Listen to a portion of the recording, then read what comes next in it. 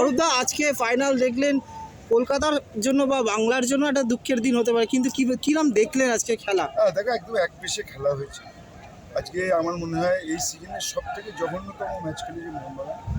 মাঝমাঠ বলতে কিছু ছিল না, অ্যাটাকিং ছিল না, এত ডিফেন্সে যোগ্য দল হিসেবে বম্বে জিতেছে। কিন্তু উপভোগ্য ম্যাচ, এত মানুষ এসছেন, তারা আশা ভরসা নিয়ে এসছেন।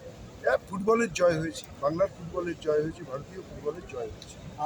বেশ কটা গুরুত্বপূর্ণ ম্যাচ হলো, Durand cup final, ISL final, league winner শিল্ডের দিনধারক ম্যাচ খুব সুন্দর সুচারুভাবে সম্পূর্ণ হলো। এটা ক্রীড়ামন্ত্রী হিসেবে আপনি কত- এটা সবসময় সরকার এবং পুলিশ প্রশাসন তারা যেভাবে আন্তরিকতার সঙ্গে ম্যাচকে শেষ করেছেন, সবাইকে নিয়ে একসঙ্গে এই ম্যাচকে এত সুন্দরভাবে সুশৃঙ্খলভাবে শেষ করেছেন, এটা তাদের অভিনন্দন। আজকের এই হার আগামী দিনের মোহনবাগানের নির্বাচনে কোনো ফল প্রভাব ফেলবে? আচ্ছা, কোন ক্লাবে, আমি ফুটবল লাভার্স, আমি রাজ্যের ক্রীড়ামন্ত্রী, কোন ইলেকশন কী হবে সেটা তো আমার কী আছে, কে আসবে কে জিতবে, that is not my to com.